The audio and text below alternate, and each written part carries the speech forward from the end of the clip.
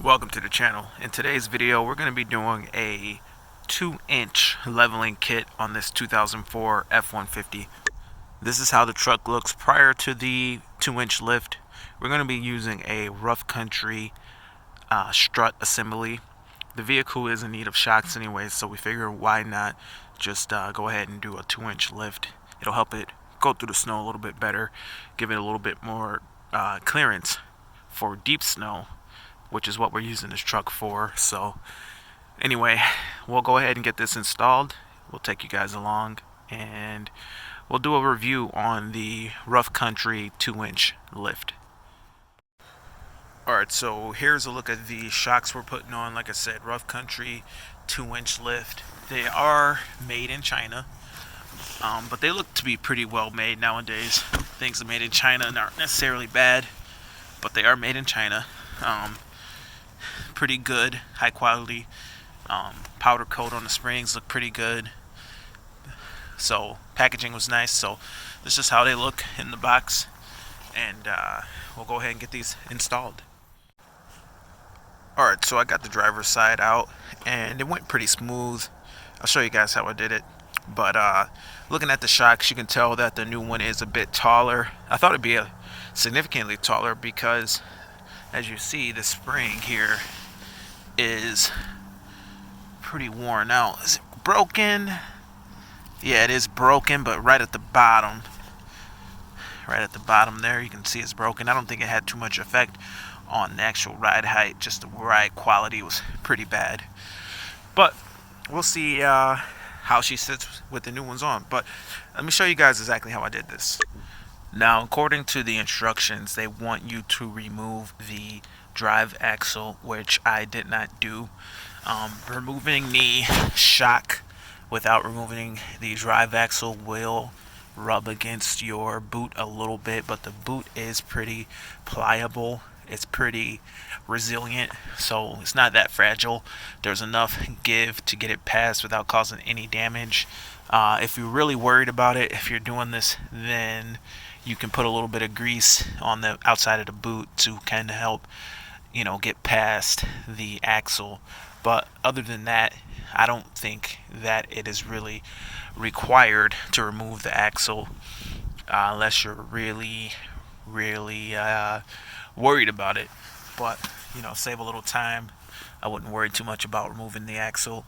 As far as the shock is concerned, the top screws are a little bit hard to get to. You might have to use a wrench. What I ended up doing is just going from the top side with a socket, and actually used a pry bar just to pry this plastic over just enough so that I can get to the bolt holes. And I went right through here with a extension and a 1/2-inch drive impact in reverse, and just ran them out. So that's how I got the top side off. I'm not sure if the other side will work this way. I'm gonna try, but that's how I did the top side. The air ratchet didn't have enough power to get him loose, so I couldn't do it that way. But I did it with the big impact 15 millimeter. So all in all, going pretty smooth. I'm gonna sneak the new one in. Before I put it in, though, I'm probably gonna go ahead and just put a little bit of grease on this, just so when it goes by it shouldn't cut it or tear it. It's not sharp metal or anything, but it is going to definitely make contact with the axle shaft. But maybe I'll try to straighten it out a bit, go like that once it gets in there. Maybe that's the move. This way it's really extended out. Then turn it straight. Maybe that'll give me some more clearance. So we'll see how it goes. Anyway, I just wanted to get this side apart. Maybe I'll show you the actual process on the other side. So anyway, that's where we are so far. Alright, so this is all that needs to be taken apart in order to get the taller shocks in place. So let's see if we can get this new strut to fit in there. Also sprayed fluid film up in the strut tower. Alright, slid right in there, no problem at all. I actually did notice that my boot was already torn when I got to it, so I'll probably have to replace that axle soon. Alright, this side went a lot smoother after doing the other side. I will say it does look good. The stance and everything but I'm a little bit worried about these angles, I'm not gonna lie. I'll show you guys again on this side how it looks once you drop the weight of the vehicle down. But yeah, this side went smoother. I didn't like ding up the spring or nothing. I didn't have to try to like do anything out of the ordinary to try to get it onto the truck. But like I said, it went really smooth. I'd imagine it's going to be okay. Angles are really steep.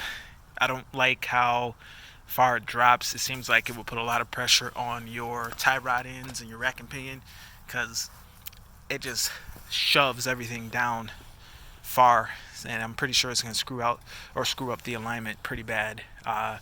But the stance is cool.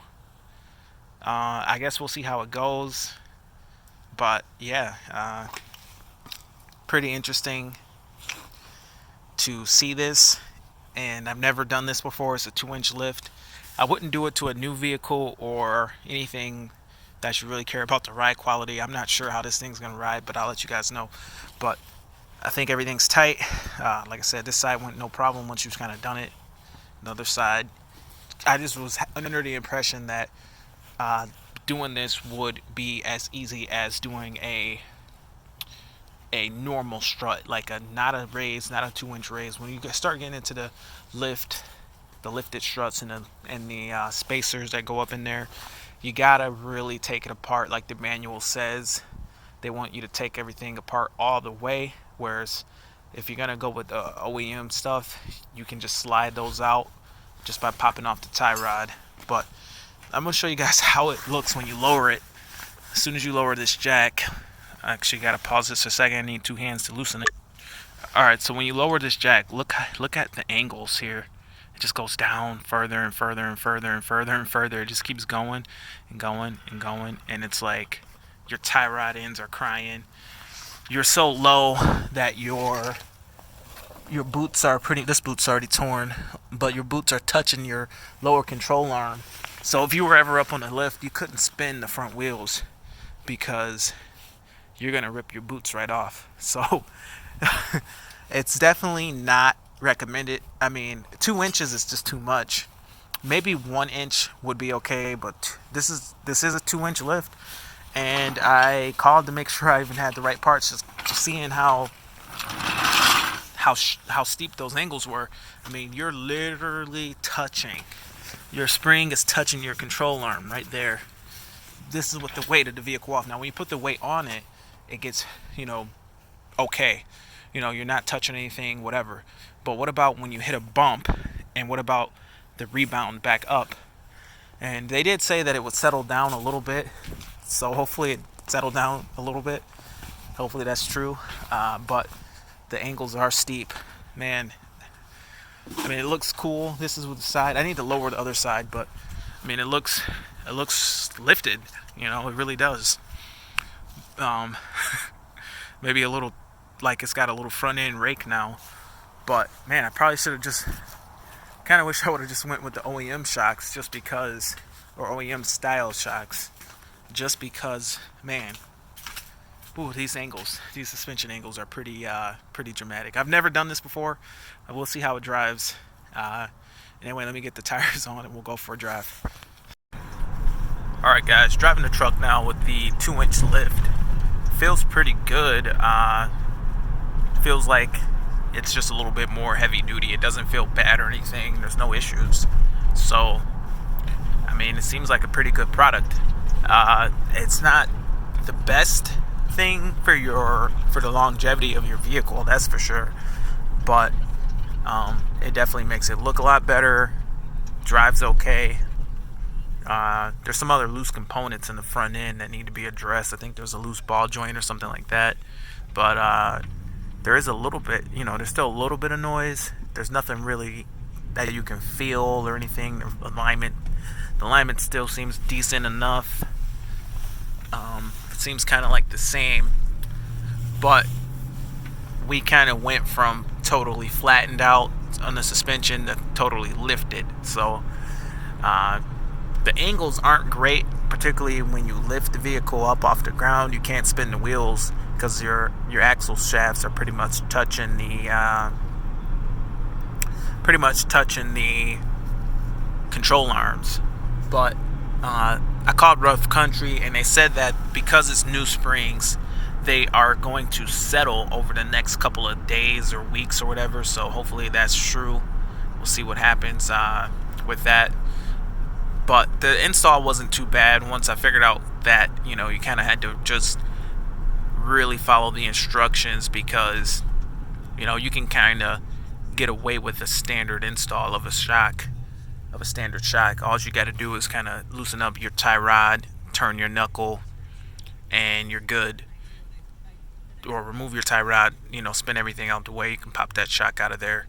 But with the Rough Country, you really want to take out your axle, you know, remove everything, take out the axle, take off the upper ball joint from the knuckle, from the spindle, and really do everything, you know, the right way, because the shock is so big, and you want to do both sides at the same time so that everything can kind of drop down, or at least take off your sway bar links, because the sway bar kind of holds it up. So that's kind of where I got hung up on the sway bar. So anyway, guys, I want to show you guys how it looks on the outside. It drives pretty good. The stance is obviously a lot better, but let's take a look at it on the outside and see how it looks. Alright, and here's how it looks after. Now, it does seem like it's starting to settle down a bit after the after putting, you know, a few miles on it, letting them kind of settle in. But it does look good. It does drive pretty good, and, you know, it feels a little bit more heavy duty. It feels kind of like a heavy duty truck compared to a F-150. But yeah, I like it. I like how it drives. I like how it looks. Starting to settle in. It's got a little rake to the front, which is perfect.